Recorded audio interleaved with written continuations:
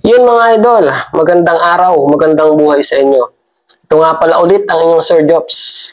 Nandito ulit ako para magbigay ng payo o ng motivation na din para sa mga nakaraang aplikante na hindi pinalad, na hindi nakamit ang kanilang pangarap. Ito mga idol, tandaan nyo, kailangan yung tanggapin. Tanggapin nyo na yung nangyari.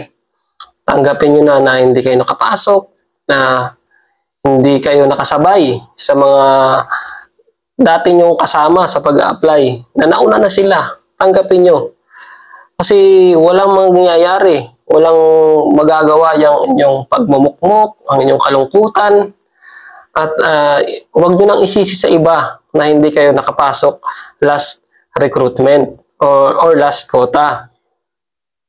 Alam natin na masakit yan. Tanggapin nyo.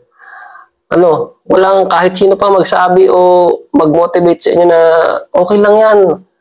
Kahit sino pa yan, masakit talaga yan. Masakit na hindi nyo nakuha ang inyong pangarap. Pero gamitin nyo ang sakit na yan. Sabi nga, fuel. Gamitin yung fuel para sa sunod na quota o sa sunod na applyan. Gamitin nyo yung sakit na yan.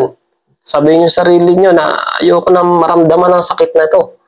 Sa susunod, mas gagalingan ko pa dahil naramdaman ko na masaktan. I-evaluate mo kung ano ang mga dapat gawin, kung anong nangyari, at kung ano ang dapat mong gawin this time. At importante na sa lahat, mag-move on ka na. Move on. Kasi kapag lagi mong iniisip yung nakaraang recruitment, dapat kasi nung nakaraan, ganito. Dapat kasi ganito ang ginawa ko. Walang mangyayari sa'yo, idol. Mag-move on ka na. Kalimutan mo na yon. Mag-prepare ka ngayon. I-prioritize mo ngayon ang iyong pag-a-apply.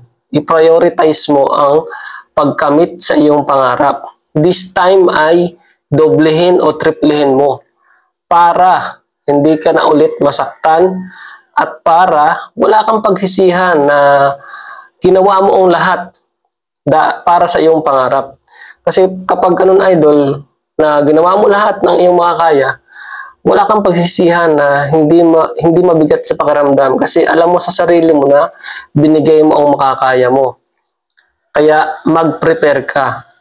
Yun lamang mga idol, sana ay nakatulong ito sa inyo at sana ay this time kapag nagkakota na o nagkaroon na ng recruitment ay makamit nyo na ang inyong pangarap.